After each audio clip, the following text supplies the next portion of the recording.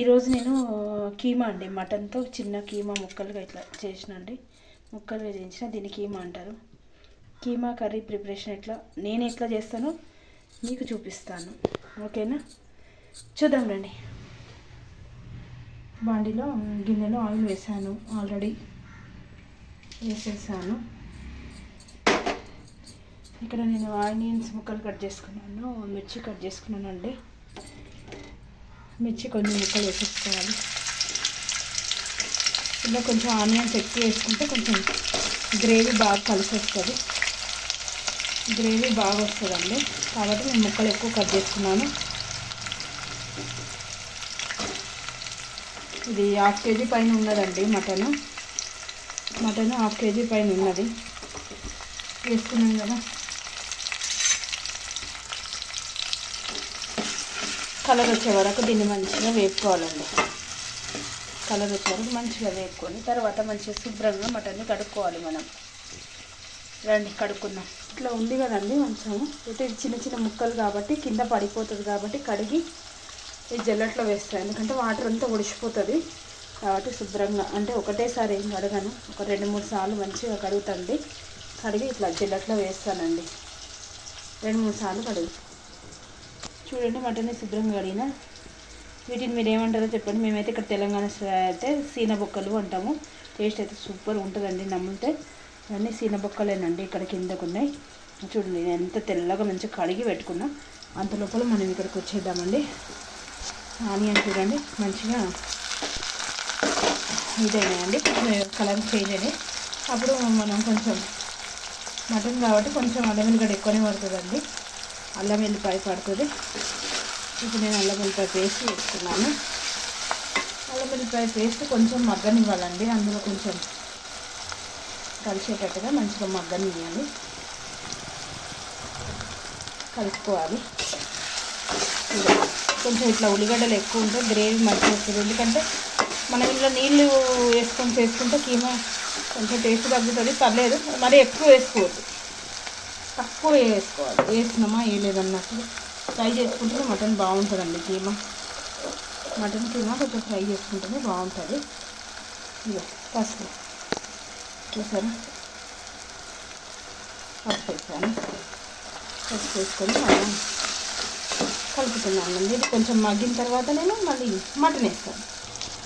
చూసానండి, ఇప్పుడు కొంచెం కరివేపాకు వేసాను. మళ్ళీ ఒకసారి ఇట్లా కలవలుపుకోవాలండి. కలవలిపి ఇక్కడ మటన్ ఉంది కదండి, మనం శుభ్రంగా కడుక్కున్నాం.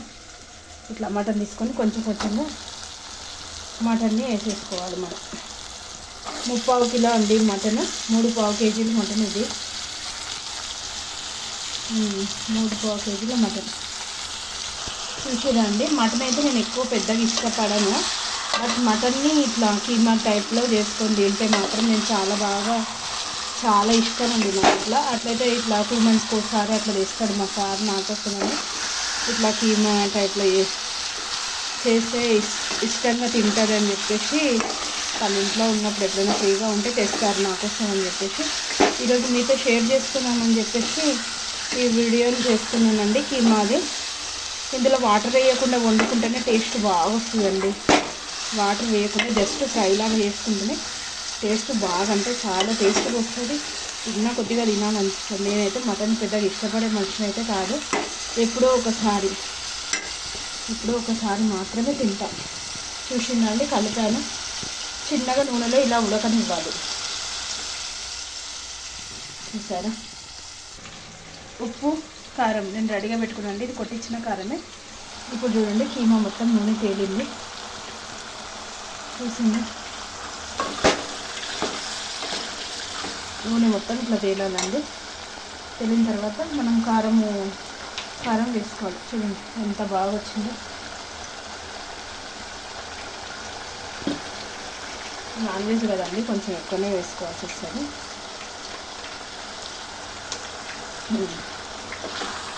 వేసినండి, కొంచెం బాగానే వేసిన ఈరోజు కారము.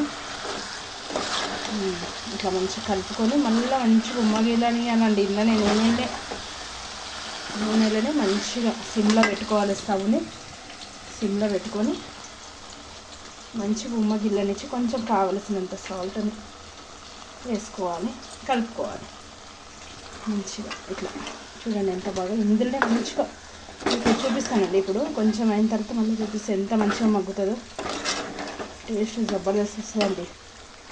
చూడండి ఇప్పుడు ఇట్లనే పెట్టి ఎంత కలర్ఫుల్గా ఉందో. ఇది మూత పెడతానండి. చూసిరండి ఇప్పుడు కర్రీలకి నేను ఒక లవంగ, దాల్చిన చెక్క, సాజీర, ఇలాచీలు ఇవన్నీ మసాలా నేనే దంచుకొని వేసుకుంటాను. దంచుకున్న మసాలా దంచుకుందాం. చూడండి మంచిగా దంచుకొని వేసుకుంటే టేస్ట్ అయితే మంచిగా వస్తుందండి. మనం బయట నుంచి తెస్తాం కానీ అంత బాగుండదు. మనం ఇది చేసుకొని వేసుకుంటే అయితే చాలా రుచిగా ఉంటుంది. టేస్ట్ అయితే చాలా బాగా వస్తుందండి. ఇప్పుడు కర్రీని చూద్దాం. ఇప్పుడు నేను మూత తీసానండి. చూడండి కర్రీ ఎంత బాగా నూనె తేలుతుందో. చూసిందా అండి ఎట్లుంటుంది. మళ్ళీ మనం కలగలుపుకోవాలండి ఒకసారి.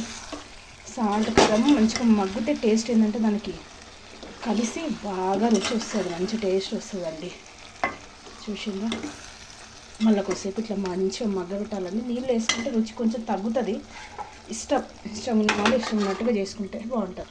చూసింది కదా మళ్ళీ మూత తీసినాము. ఇక్కడ మనం గరం మసాలా దంచుకున్నాం కదండి. ఇప్పుడు ఇందులో వేసేసాను. ముందు దంచిన గరం మసాలాని నేను యూజ్ చేస్తున్నాను. ఇప్పుడు చూసారు కదా మంచిగా ఇది కలగలుపుకోవాలి. కూరని కలర్గా భలే ఉంటుంది. బాగా వేడి వేడి కర్రీసి బగారా రైస్ కూడా ప్రిపేర్ చేస్తున్నాను. ఇందులోకి కీమా కర్రీ జబర్దస్త్ ఉంటుంది, చాలా జబర్దస్త్ ఉంటుంది. ఒకసారి నాలాగా ట్రై చేయండి. ఎటువంటి పొడులు లేకుండా, ఎటువంటి మాల్ మసాలా లేకుండా మనం దంచుకున్న మసాలాతో సింపుల్ ఐటమ్ కీమా కర్రీ. నాకు చాలా ఇష్టమైన ఐటమ్. ఫ్రై లాగా చేసి చూపెడుతున్నాను. చూడండి ఎలా ఉందో. ఇలా ఉంటుందండి టేస్టీగా. చూసారా రెడీ అవుతే ఇలా ఉంటుంది. మీకు నచ్చితే లైక్ చేసి షేర్ చేయండి, కామెంట్ చేయండి. థ్యాంక్ యూ వెరీ మచ్ అండి.